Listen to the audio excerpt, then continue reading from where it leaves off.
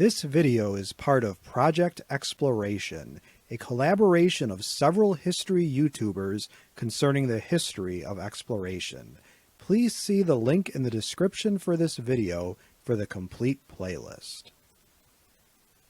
On March 5th, 1496, in the wake of the tremendous news about the voyage of Christopher Columbus to the New World, King Henry VII of England granted letters patent to John Cabot, an Italian sailor and adventurer, along with his sons, to explore the world on behalf of the English crown.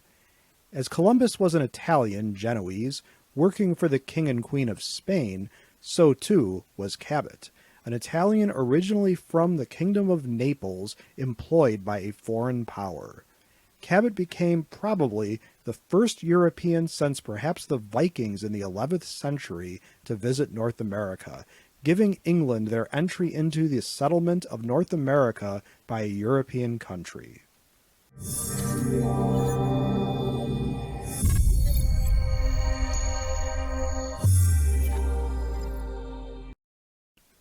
Born Giovanni Caboto in Italian, we remember this exploring legend by his anglicized name John Cabot. While on business in Venice, Italy, Cabot is known to have used the Venetian form of his name, Juan Ciabato. As if not confusing enough, Cabot's Italian banker in London referred to him as Giovanni Ciabate. His exact birthplace on or about 1450 is unknown, possibly in the province of Genoa, or maybe in the province of Latina, more likely. One of Cabot's sons later claimed John Cabot had originally hailed from Genoa, and other contemporaneous sources also refer to him as Genoese, like Columbus. Still not sure? Cabot was made a citizen of Venice in 1476, a status that required at least 15 years residence at that time, implying that Cabot had lived in Venice at least from 1461 to 1476. Probably from a family of at least some social standing, Cabot is believed to have entered the maritime trading business soon after being granted Venetian citizenship in 1476. Records indicate he was already married with 2 sons by 1484. He had a total of 3 sons, Ludovico, Sebastian, and Sancto, and might have been involved in the construction business in Venice. Financial problems led to Cabot seeking work in Spain, moving to Valencia — the author has been there and the city is beautiful — ahead of his creditors in 1488. The next few years found Cabot unsuccessfully attempting various construction projects, and by 1494 he was seeking sponsorship to mount an expedition to the New World. Failing to find funding in Seville and Lisbon, Cabot traveled to London, England in 1495 in search of a sponsor. Cabot was given an audience with King Henry VII, arranged by a fellow Italian, a papal text collector. Permission was received from King Henry VII with the following stipulations.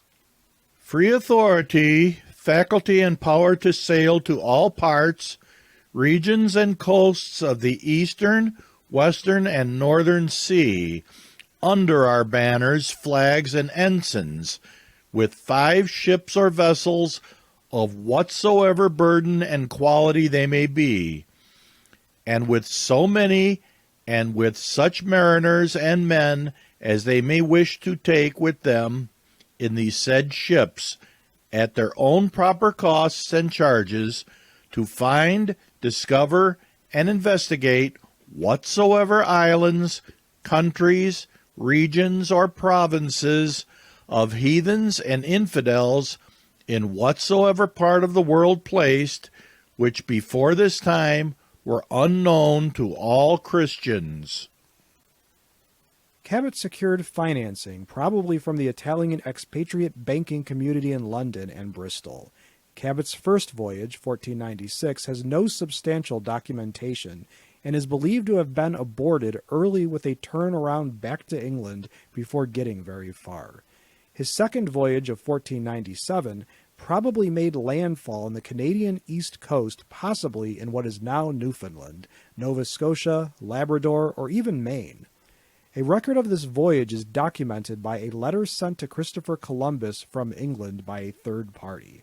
Despite the lack of firm information about Cabot's first landfall, authorities in Canada and the UK have designated Cape Bonavista, Newfoundland, as the official site of Cabot's landing. Cabot reportedly did not venture far inland, nor meet with any natives, although he did report finding evidence of human activity. He spent the rest of that first voyage to reach North America, discovering the coastline. Of course, the crew did take the time to replenish fresh water stocks and plant Venetian and Papal flags, as well as claiming the land for England. England was still Catholic at this time. Upon his return to England, Cabot regaled the king with his report and was awarded a monetary prize of £10, paltry pay for being the first person to reach North America from Europe since the Vikings, and the first representative of England in the New World. A while later, the king lavished another £2 on our intrepid explorer, and in December of 1497 awarded Cabot with a pension of £20 per year, this amount being a pretty decent amount of money in those days. Annual income for a tradesman would be around £5 per year. In 1498, Cabot set sail with new letters of patent and a fleet of 5 ships, this time packed with trade items for trading with Native Americans. One of the ships only made it as far as Ireland, and Cabot forged ahead with the other 4 ships. What happened next is unknown to history, with the possibility that Cabot and his ships were lost at sea, either on the way to North America or on the return. A tantalizing bit of information is that a sailor known to have been on the expedition is recorded as having been in London in 1501, and some recent investigation has concluded that Cabot and or at least some of his men did make it back to England in 1500, but the evidence seems inconclusive to others.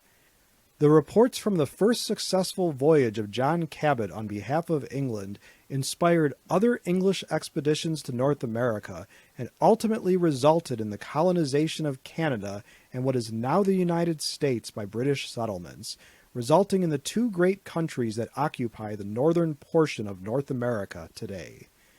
For this achievement, we thank John Cabot, whatever his real name and fate were. As a question for my students and subscribers, what do you think happened to Cabot and his last expedition? Did you know of Cabot's role in exploring North America? Please let us know in the comments section below this video. If you like this video and would like to receive notification of new videos, please feel welcome to subscribe to History in Headlines and become one of our patrons.